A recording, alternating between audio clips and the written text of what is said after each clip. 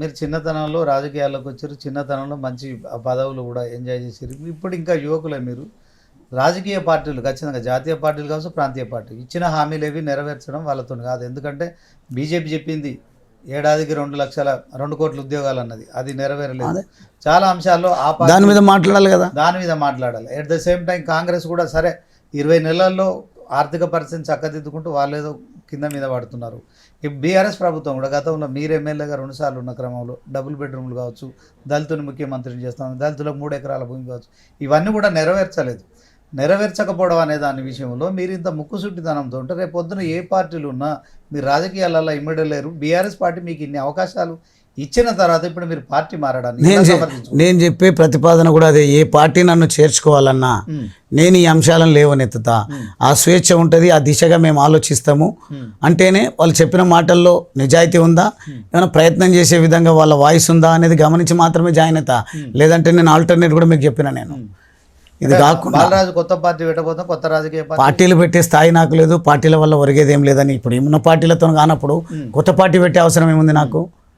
ప్రజా పోరాటాలు చేస్తా. ప్రజా పోరాటాలు చేయని ఒక రాజకీయ వేదిక అవసరం ఉంటుంది మీకు.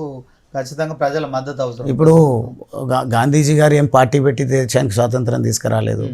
లేదంటే బాబాసాహెబ్ అంబేద్కర్ గారు ఒక పార్టీ పెట్టి భారత రాజ్యాంగాన్ని నిర్మించి ఇంత గొప్ప రక్షణ దేశానికి ఇవ్వలేదు. వాళ్ళందరి కోణంలోని మహనీయుల అడుగుజాడల్లో సర్దార్ వల్లభాయ్ పటేల్ గారు కూడా దేశం కోసం ఏమేమి త్యాగాలు చేసిన రోజు చూసినాం. వీళ్ళందరి చరిత్ర కొంత గొప్ప మనకు అవగతమైంది. ఇంకా డెప్త్ స్టడీ చేస్తాం. ఇంకేం చేస్తే నాకంటూ చరిత్రలో వాళ్ళంటే ఒక రాష్ట్రంలో మొత్తం నిర్మాణం చేపట్టి నిర్మాణంలో వాళ్ళ పుస్తకాలు పెట్టినా స్థలం సరిపోదు. అంత గొప్ప చరిత్ర సృష్టించారు. నాకంటూ గువ్వల బాలరాజు కంటూ తృప్తి మిగిలితే చాలు. నా వంతుగా ఈ రాజకీయాల్లో కొంత మార్పును నేను తీసుకురాగలిగిన తృప్తి మిగిలితే చాలు తప్ప పదవుల వల్లనో, లేకుంటే నా మాటలతోనే ఏకీభవించడం వల్లనో, లేకుంటే నా మాటలు వినకపోతే కాంప్రమైజ్ అయ్యి నేను అవకాశాలను దక్కించుకోవడం అనేది నా ఎజెండా కాదు. నా క్లియర్ ఎజెండా సంక్షేమము, అభివృద్ధి. సమాజంలో ఉన్నటువంటి చివరి వ్యక్తి వరకు ఎవరైతే అందిస్తారో దానికోసం నా వంతు ప్రయత్నం, నా జీవితకాలం ప్రయత్నం నేను చేస్తాను. అంటే గువ్వల బాలరాజు తాజాగా బీఆర్ఎస్ పార్టీకి రాజీనామా చేశారు. అంటే ఇంకా బీఆర్ఎస్ పార్టీ తెలంగాణలో ప్రజల మన్ననలు పొందలేదని గువ్వల బాలరాజు నేను అనట్లేదు. మిమ్మల్ని అడిగినా కానీ నిజాయితీగా ఇప్పటికిప్పుడు ఎన్నికలు వస్తే బీఆర్ఎస్ఏ గెలుస్తుంది అని అంటున్నారు. అందరు అంటున్నారు, మీరు కూడా అంటున్నారు. నాకు కూడా అదే భావన ఉంది. కానీ పాజిటివిటీ ఉంది. కానీ అదే స్థాయిలో నా అటువంటి వాళ్ళు ఆలోచిస్తున్నారు. నా అటువంటి వాళ్ళు ప్రజలను చర్చింపజేస్తారు. ఎవరు ఏంది, ఎవరి పర్సెప్షన్ ఎట్లా మారుతుందో చూస్తారు.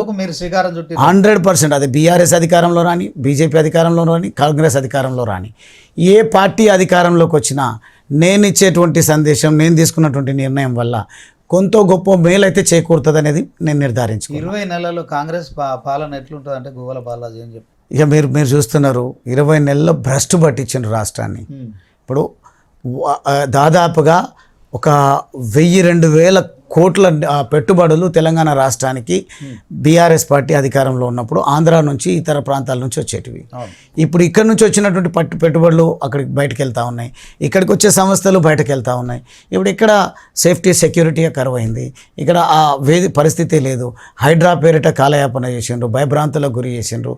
అదేవిధంగా రకరకాల చట్టాలు, పేర్లు మార్చుడే సరిపోతుంది. ఇంకే సిస్టమ్ను లేదంటే కొన్ని ట్యాక్స్లను కొత్తగా నియమించే పనిలోనే ఈ ప్రభుత్వం దృష్టి సారించింది తప్ప ప్రజల అవకాశం ఇచ్చిన ఏదైనా చేయాలనే సోయి అయితే ఈ ప్రభుత్వానికి లేదు. కాబట్టి 20 నెలల కాలం కాదు కదా, 6 నెలల కాలంలోనే పూర్తి స్థాయి వ్యతిరేకతను ఈ ప్రభుత్వం